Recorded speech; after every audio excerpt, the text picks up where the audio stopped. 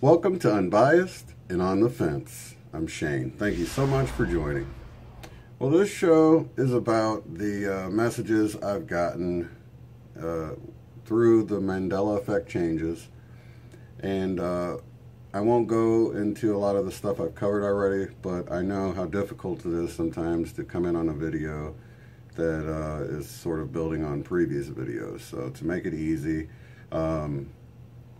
if you want to check out the changes, the Mandela Effect changes, and the meaning I found in them, you can click right up here, and that will get you to the video that you need to see to sort of know where I'm coming from, or you can watch it later.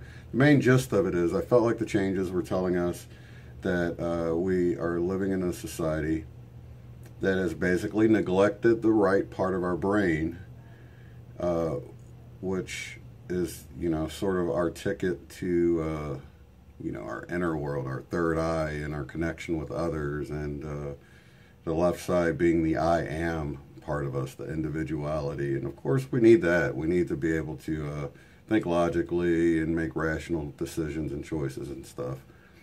But life is more than just simply living for self. You have to live for others, and then a deeper meaning in all this is that once you sort of get out of yourself, out of the left brain, and get to the right, you start to realize how much we're all connected through the right part of our brain. That's why the love and the compassion and the godlike part, the creativity and everything, comes from the right brain. So you can watch that video to get more background on that. But you know, I do these videos, and it you know, to people that just watch YouTube from time to time, you might feel like it's sort of like a one-way street. You know, YouTubers get on and they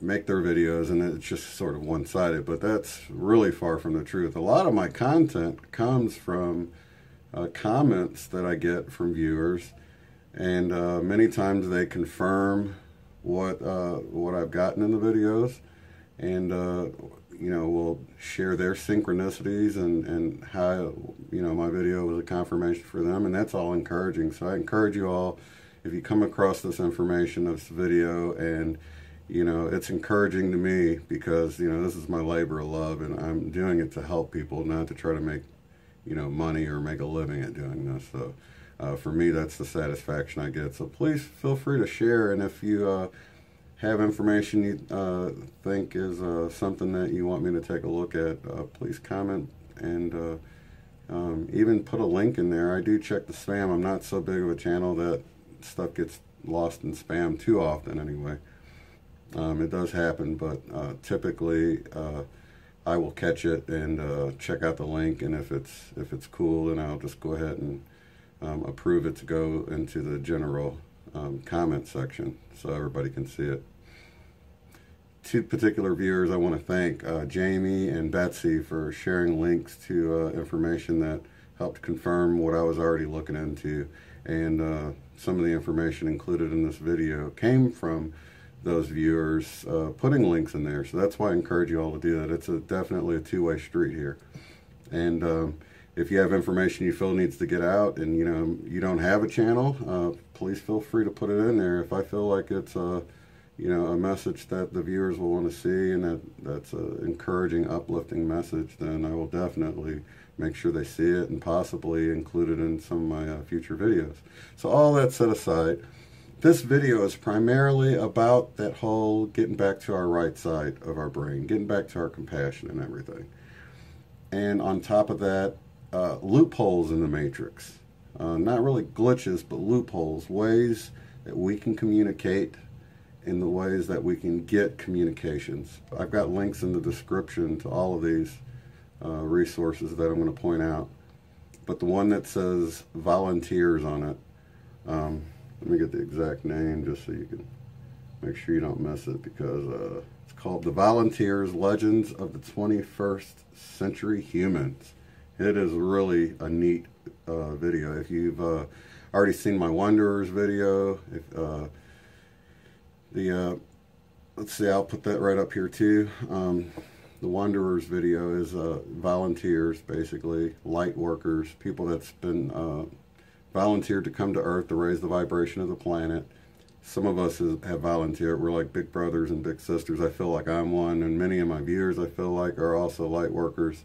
So this information is basically for those people, or if you're new to the Mandela Effect, and you can watch the Wanderers video I just pointed out, and you possibly could be, because I've noticed a lot of people that's noticing these Mandela Effects are those sent here that, we had to go through the whole forgetting process, but we volunteered to come here to do a job, and, this Mandela Effect woke me up, definitely.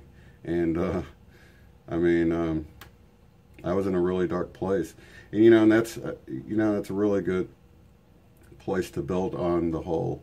I get on here and I'm happy, and I try to let my love light shine, and to broadcast it, basically, to brighten people's day, give them a positive message.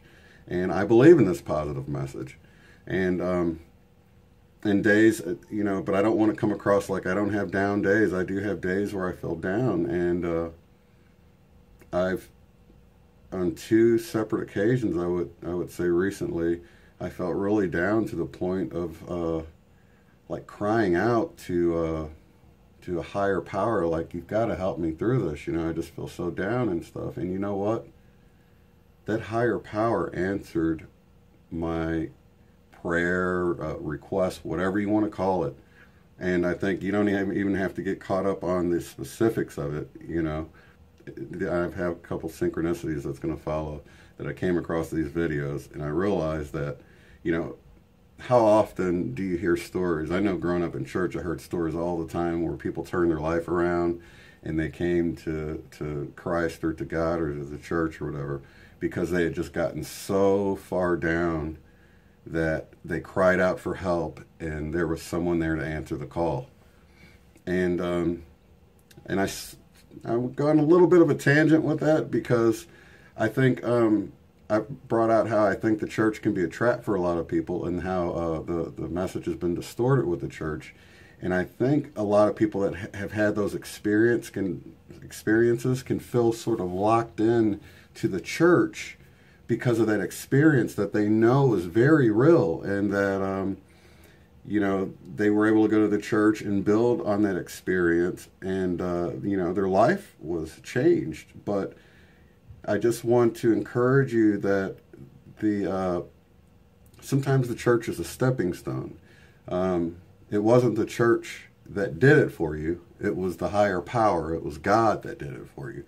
So don't feel like you're locked into the church or whatever religion it is, because it matters to us here on earth, because we're under this illusion of separation and division, and we like to divide up by race and sex, and we like to divide so many ways. From the time we enter the body, we enter this illusion of division from one another, and that's us. That's the human condition of dividing. God is not the kind of divide. So if you cry out for help, and you cry out to your higher self, or you cry out to the archangels, you cry out to Jesus, you cry out to the Holy Spirit, you just cry out to God in general, they all answer. And I can attest to that. I can tell you for sure that they don't care. As long as you're crying out, calling out for this higher positive force to help you, it answers. And it doesn't get caught up on the human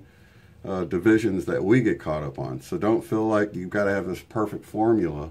Jesus said to ask anything in His name, and that works. If you're good with that, go with that. If you want to just cry out to God, if you want to cry out to your higher self, whatever it is, call and they will answer. If you need help, it's a resource. It's our communication to them.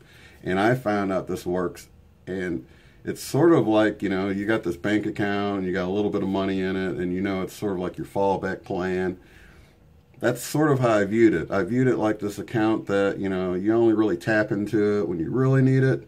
But I'm starting to realize it's a resource that we can use all the time. It's just that we don't. We don't tend to think about asking for help from a higher power until we just get so down in the dumps that we feel like, what else can I do? I'm going to call on this invisible force and maybe it will answer. But I'm here to tell you, you don't have to wait so long. And this is new information to me. I'm just realizing this, and it just came to me that, oh, it's like I got this bank account with unlimited funds in it. I need to be calling on it all the time, you know, and I've started doing that, you know, asking for protection while I sleep, asking for truth to be revealed to me, asking to remember who I am and remember my purpose, asking for help with getting a positive message to you all, because this is sort of, you know, for lack of a better term, my mission or my ministry or my purpose is this channel. This is how I'm shining my light of love out to the world. And I want to do that in the most productive way possible. So if I can get a little help to do that, you know, I'll do that. And I'll ask for them to help me, because I want to do the best possible job I can. So whatever it is that you need help with, don't hesitate, you know, ask. So that leads to the videos I came across yesterday. I'm watching this one video, and it's definitely a synchronicity on what I'm saying here, and here it is. You have several guides helping you and assisting you all the time, and you feel them. You can feel them right now. I'm very appreciative of them.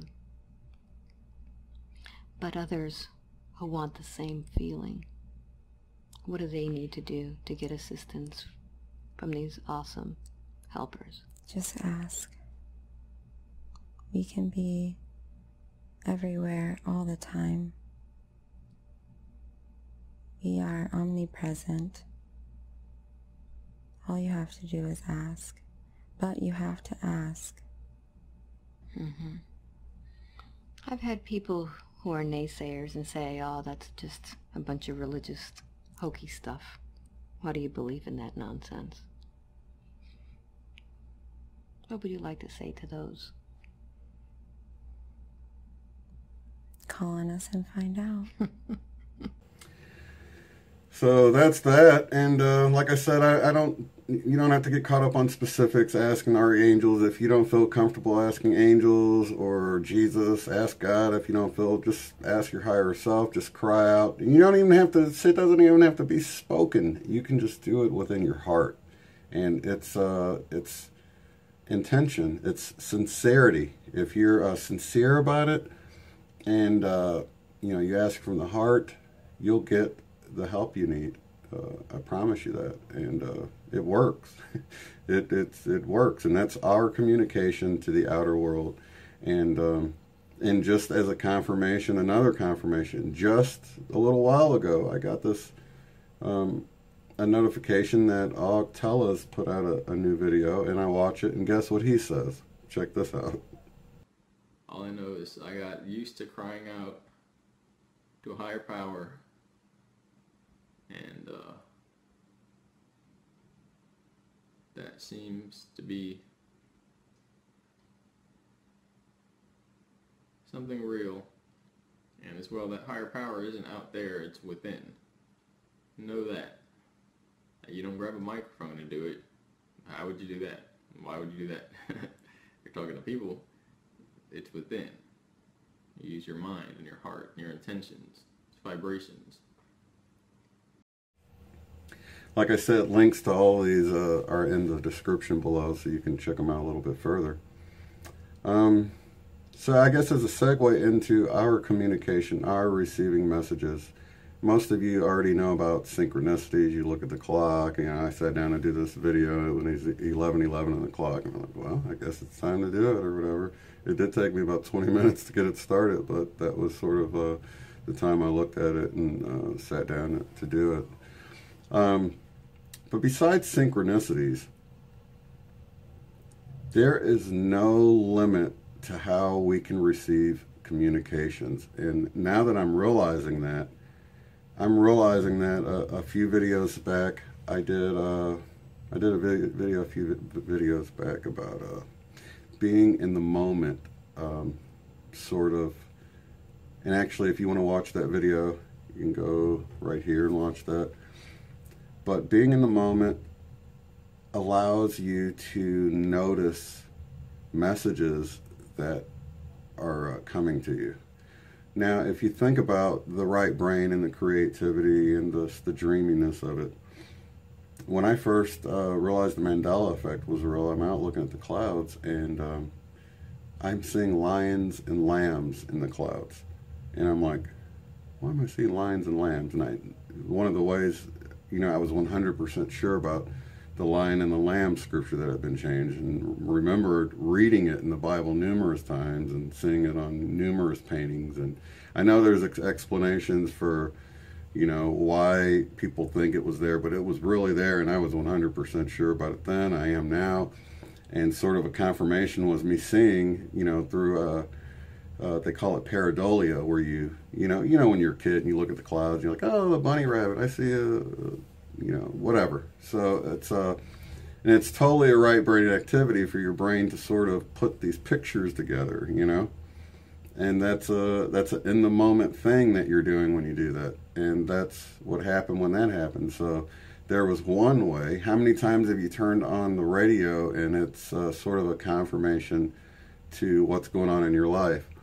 I know when I was first considering us living in this matrix, I was like, one of the big clues to me that's sort of not really talked about is how people like me, people that seem to be really into seeking truth and things like that. I don't know anybody personally in real life like that. And I know, most of the people I talk to, they've lived this life alone and everything. And, so a few weeks back, me and my daughter's going to the Quick Trip, and, she gets out to run in, and while I'm sitting there waiting, I flipped through the stations, and I had just been thinking about how people like me seem to be spread out.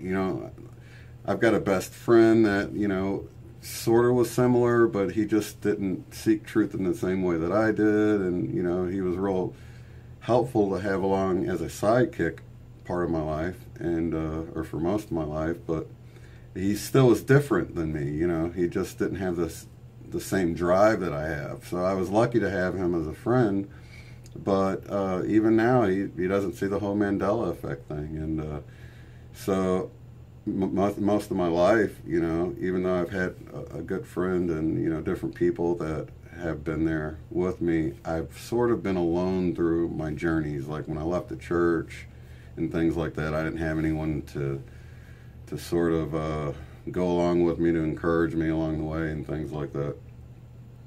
So while I'm pondering this whole thing and thinking, it's sort of like, that sort of feeds into the whole idea of a matrix, right? That you're kind of alone, you're on the hero's journey, so to speak, or whatever. And my daughter runs into the Quick Trip. I turn on the radio just to kill the time or whatever. And I'd been having battery problems in the car. So, of course, it starts on a station that's just static. And I hold the seek button down a couple times until it gets to a song. The song it gets to is Whitesnake, Here I Go Again. And it was almost like I hit play on a CD player. It was right at the very, very beginning of the song where and I had time to turn it up. And I loved the song when I was younger a lot, so it was a nostalgic song, and I'm like listening to it, and I turn it up, and I'm like, yeah, I'm going to jam out to this, just had that good feeling of how it is when a nostalgic song that you love comes on or whatever. So I turn up the song, the lyrics start. I don't know where I'm going, but I sure know where I've been. Hanging on the promises and the songs of yesterday, but I've made up my mind. I ain't wasting no more time, but here I go again. Here I go again. Though I keep searching for an answer, I never seem to find what I'm looking for. Oh Lord, I pray you give me strength to carry on, 'cause I know what it means to walk along the lonely street of dreams. And here I go again on my own, going down the only road I've ever known. Like a drifter, I was born to walk alone. And I've made up my mind, I ain't wasting no more time. I'm just another heart in need of rescue, waiting on love's sweet charity. And I'm going to hold on for the rest of my days, because I know what it means to walk along the lonely street of dreams.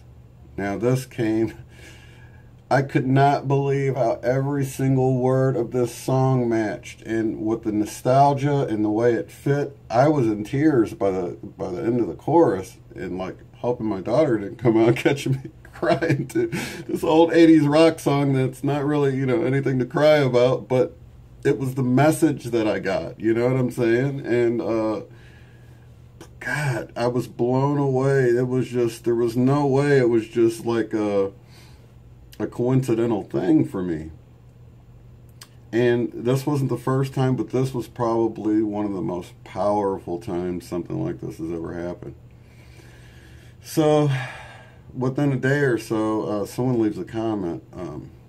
Nathan Sanders, he leaves this message talking about how he had this near-death experience. He met this higher being during his time dead, and the being had a message for him. And I'll leave a link to his channel too, but he found out, you can read all about his testimony, his experience or whatever, but he found out that he could be communicated through Pandora's music box, the music app, by hitting the random button, silently asking a question in his mind, and then hitting the random button, and he was getting answers, right? I mean, beyond coincidental, just like the Here I Go Again song was for me.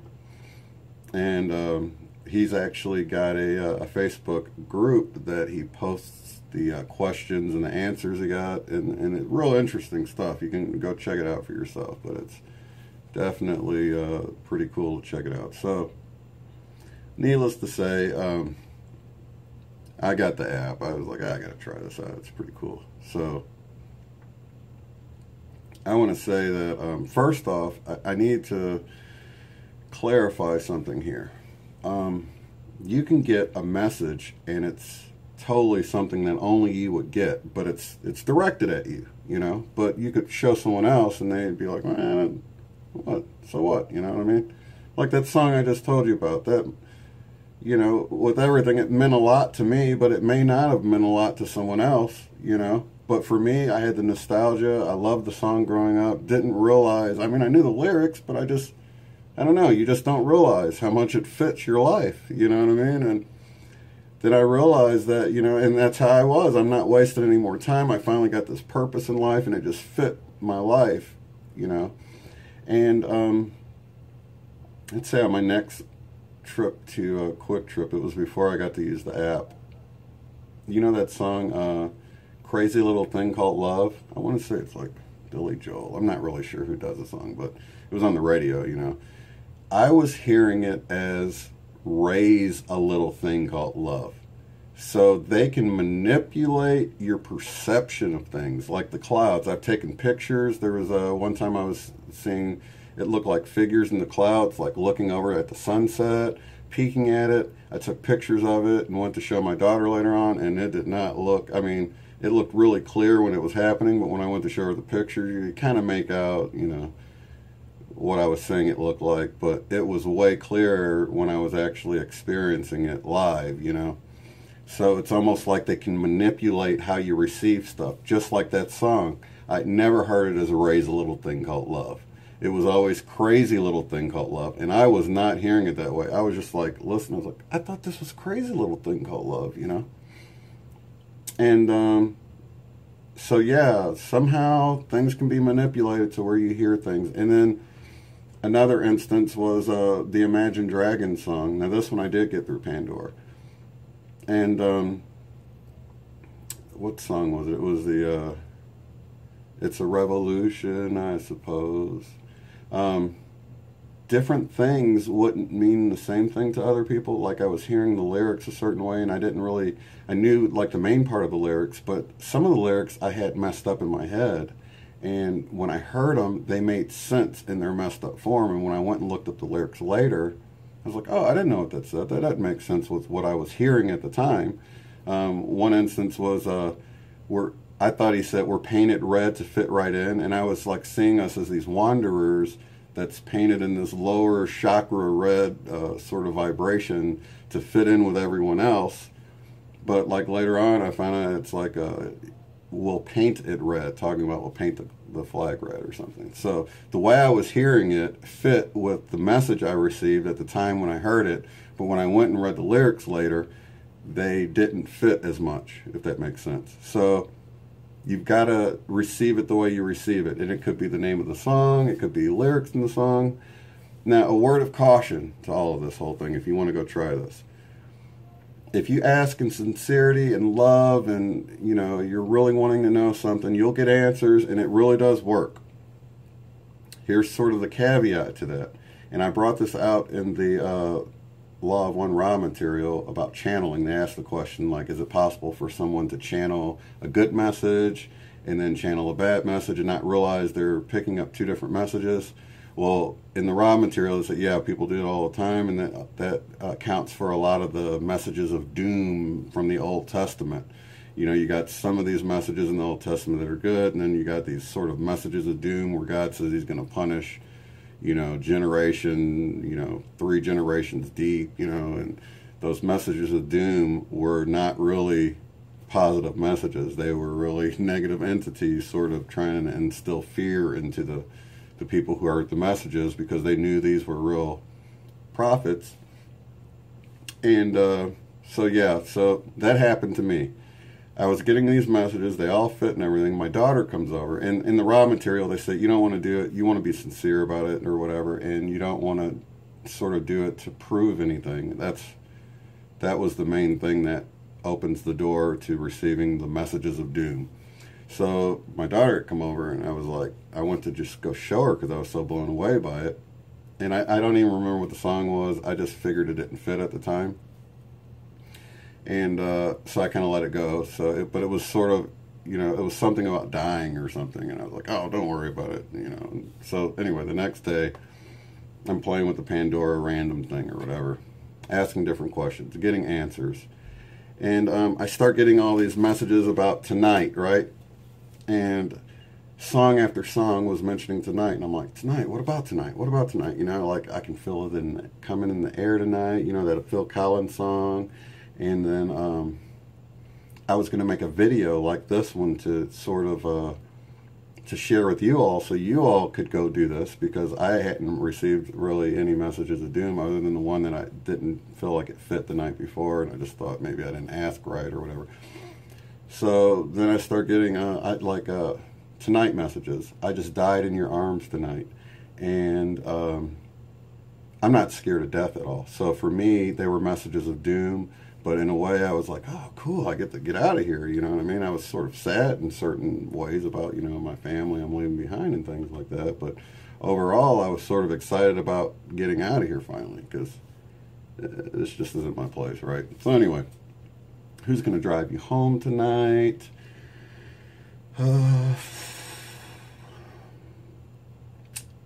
Stand by me when the night comes and the land is dark. And so all these songs were coming, and you know that one song, Save Tonight, Fight the Break of Day Come. So anyway, I'm getting all these tonight messages, and they seem sort of like, you know, telling me, you know, I had the feeling like it was saying, you know, I was going to die or something bad was going to happen. But like I said, it didn't scare me at all. I just thought that's how it is, or whatever. So then I finally get one that was real grim. It was like, I think it was like an AC/DC song or something. Some of you might know it. It was like, I'm going to take you to hell or something like that, you know. And I'm like cracking up at it, to be honest with you. Because I'm figuring, you know, this is my higher self. He knows that I don't believe in, like, you know, a burning hell, that, you know, that I'll receive the message the right way. So their attempts at giving me a message of doom that would scare me, actually, I laughed. I was just laughing, and I was like, oh, so I'm really going to die tonight and stuff, you know? And I was like, man, this is serious and stuff, right? So sort of my caveat to let you know that, you know, be sincere, you know, operate in love and in the light when you do this, if you do it, just to be aware. And the same way when someone, you know, someone's accurately channeled some information, and then maybe you get a message of doom, just be aware that for some reason when you try to do it for proof and you're not really doing it out of sincerity, you can get, you know, negative messages, and that's just how it works. I don't know. So I just wanted to definitely share that part of it, because when I was doing it to get the proof to show you all, I was getting all these messages about tonight, and then I ended up realizing it like the very next day. I read that raw material where it said that. I'm like, oh, I did wake up, and, you know, and I don't feel like all of the tonight messages were negative at first. You know, stand by me, and who's going to drive you home tonight, and I feel like it was going to be a positive message. But I kept, you know, asking, what's happening tonight? What's happening tonight? You know, keeping in mind that I was gonna put it in the video to share it, what I was getting as proof that it works. So that was sort of my intention. Even though I was asking questions, it was my intention to use it as proof on the channel to share it with you all. I guess that mixed intention made me get you know, mixed messages about tonight or whatever, and then I got the sort of the death message mixed in there, because the next day I woke up with a splitting headache. I don't know if you know, we had some cosmic rays hitting us or what, but something did happen that night, because I did have a horrible headache, and you know, they say that's part of symptoms of your third eye opening or whatever. But kind of off on a tangent. So anyway, we can get messages through music. So I was in a position this morning. I had to perform, I don't want to really get into details, but I had to perform this task that I was kind of trepidatious about, and sort of, you know, nervous, I guess you would say, not really fearful.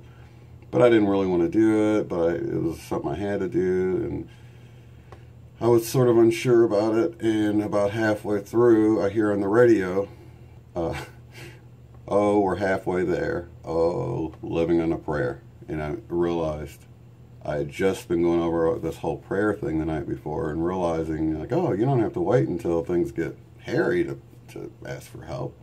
You know, even though things hadn't got bad yet, I sincerely needed some help, and the song came on right then, and being in the moment, I noticed it.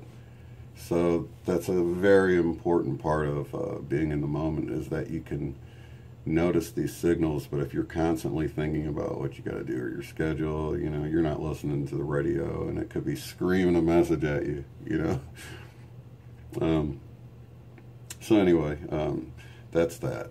So I want to get to go back into the left and the right brain thing, because Betsy had left me this sort of a confirmation video where this brain doctor had a stroke, and the video is called My Stroke of Insight, I think is what it's called, where she has a stroke and loses the left part of her brain, and she explains her experience of living in the right brain. So let me play this clip for you, because and definitely go watch the whole thing. I just want to play enough just to show you how much of a confirmation this was, and how much I appreciate you all sharing things with me, because this was a huge confirmation, and it just lets me know that I'm not just making all this stuff up with how I've gotten messages from these Mandela Effect changes.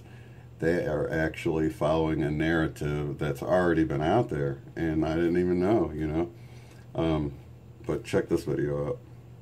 And our left hemisphere thinks in language. It's that ongoing brain chatter that connects me and my internal world to my external world. It's that little voice that says to me, hey, you got to remember to pick up bananas on your way home. I need them in the morning. It's that calculating intelligence that reminds me when I have to do my laundry. But perhaps most important, it's that little voice that says to me, I am. I am. And as soon as my left hemisphere says to me, I am, I become separate. I become a single, solid individual, separate from the energy flow around me and separate from you.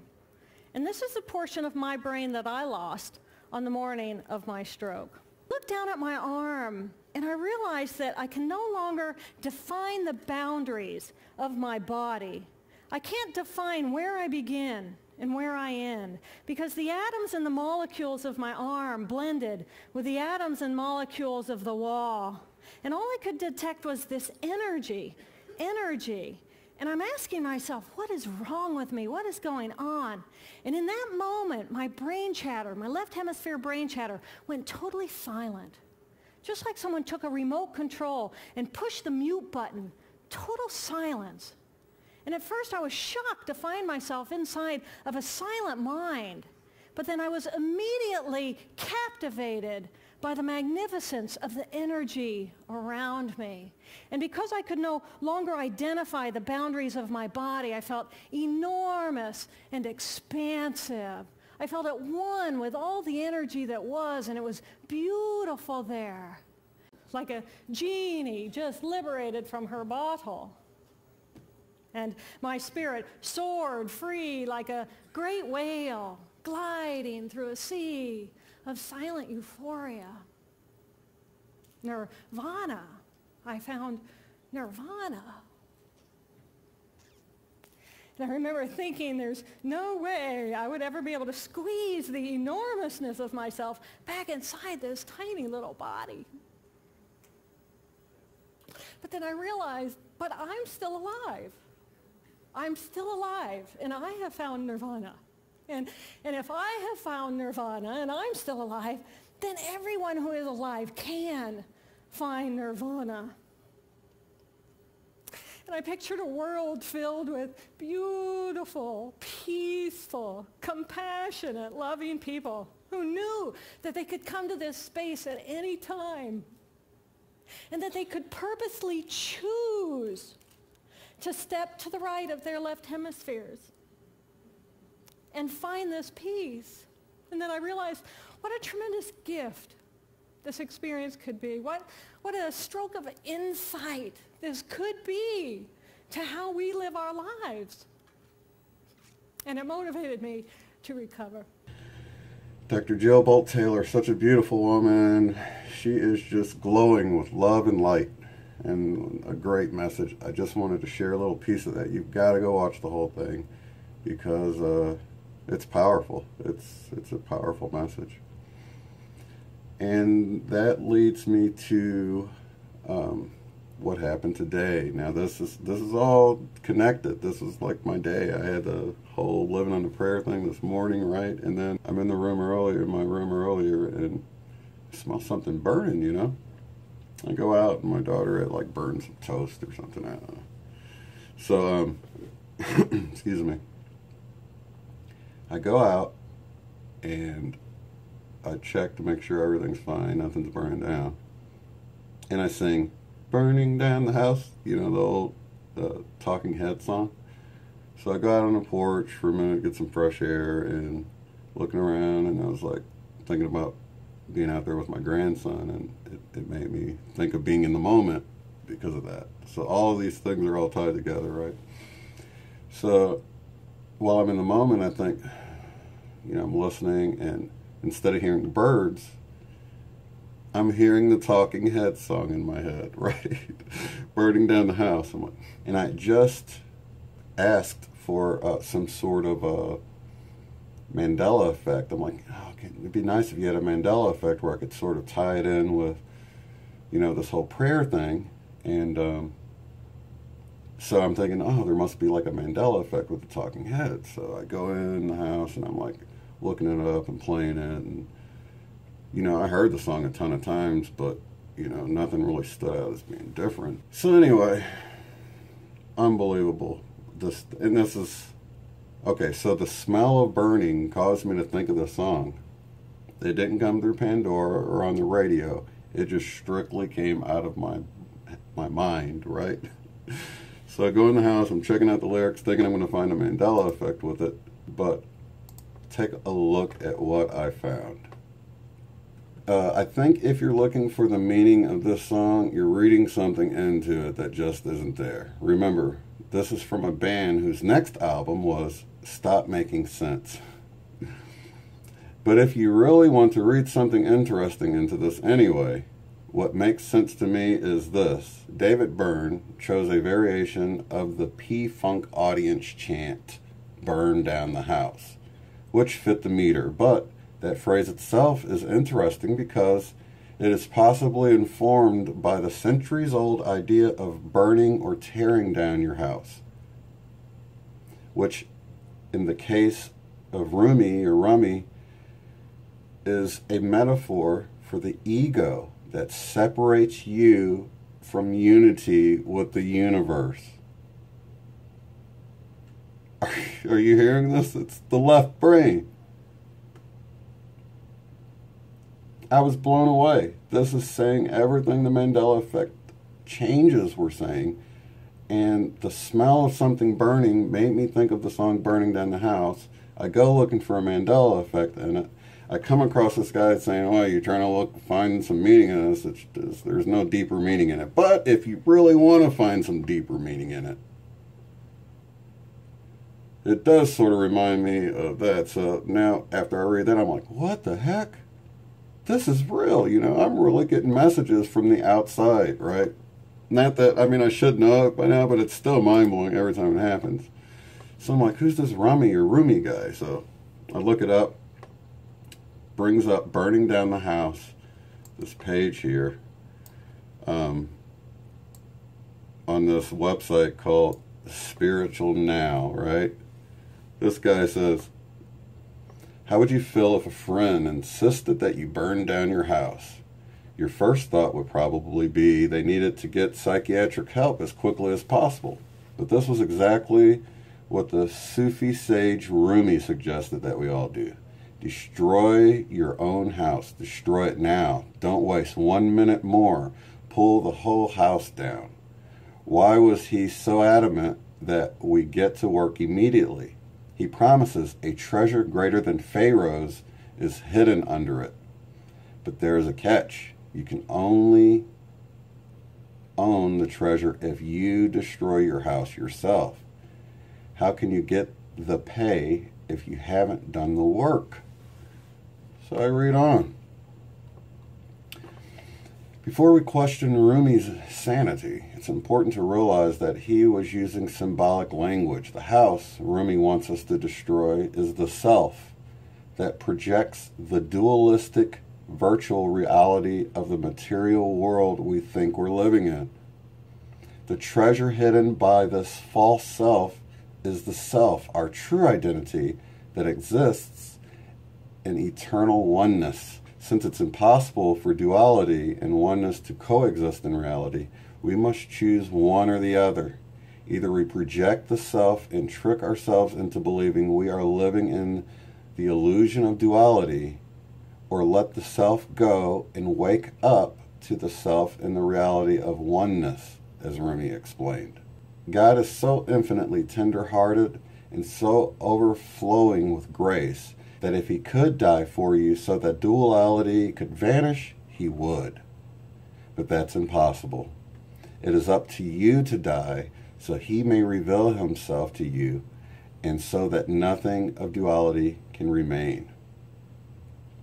Now, Rumi is not saying that the literal death of the body is necessary. Only our attachment to the beliefs that we are the body and personality. We can release the self more easily when we understand that the personality is little more than the accumulation of social conditioning. Others tell us who and what we are, and we construct a life story based on that information. We identify ourselves by our gender, age, sex, shape, education, nationality, religion, political affiliation, friends, family, career, economic status, personal interests, attachments, and aversions. This is exactly, the whole unbiased and on the fence rising above these separations that are man-made, divisions amongst us. This was total confirmation on that. We may think that a soul is connected to the personality we're currently experiencing, but the false mind has created this fiction over and over again during many lifetimes. If we could see every personality we have believed we were, the game would be over quickly, and we would understand that the self has offered us nothing of real value. Since duality is really nothing more than a thought system that allows us to experiment with separation and specialness. Changing our thoughts is like lighting the match that burns it down. Rumi recommends keep the real always passionately and stubbornly in view, and the duality will dissolve, burn away like a paper chain in the fire of love. We don't have to learn anything new since our understanding of oneness is hidden, but never lost to us. Instead, we burn down the walls that hide it from our vision. We do this by examining our thoughts and deciding which ones take us closer to oneness and which ones support separation and specialness and keep us in duality. Specialness, that's elitism. Remember my whole video about elitism? In fact, if you want to watch that about religion and the Bible changes, the Mandela Effect, you can click there.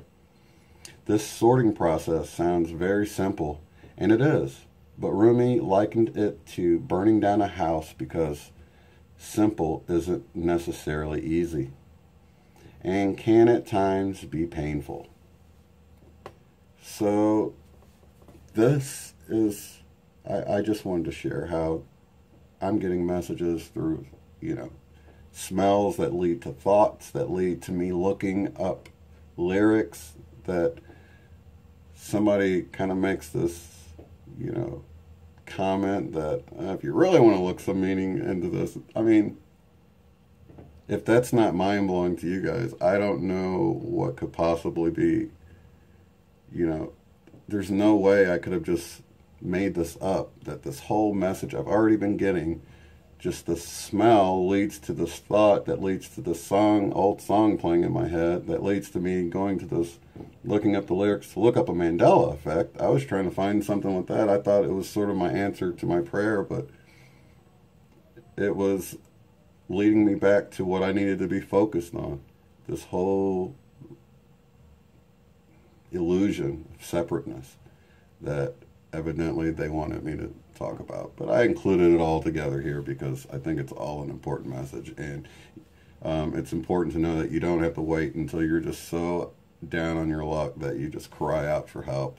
If you ask with sincerity and intention, you can ask for help before things go awry, before, you feel that down. If you feel a little down, ask for help then, If you need to if you need to know what your purpose is, or you need help accomplishing something or whatever, ask for help. And that's funny because I don't know if that song came from Dora or Barney or one of the shows that kids would watch, they had the song that just ask for help, and it's sort of a country sounding song or whatever, and that song's been playing in my head too, and now I'm just realizing, like, oh, they made that song play in my head somehow. So that's my message for you today. You don't have to do this alone. There's help, there's resources available, and answers can come in all sorts of packages. They just don't seem to be limited at all. They can trigger thoughts, they can send you impulses. I just looked down at the clock, 12:12. I was just going to say synchronicities, and there's one right there, and that's the life I've been living. So on that, I'm going to end on 12:12 a.m. as another synchronicity, and unbelievable. Thank you so much for watching. If you enjoyed this, hit the like button, and if you haven't already, please subscribe, because I have more encouraging, uplifting messages as they come, and I'm going to share them with you all. And please comment. If you get an impulse to leave me a comment about something, it's probably not coincidental, so don't hesitate. And I love each and every one of you all, and go on and have a great day, okay? Bye-bye.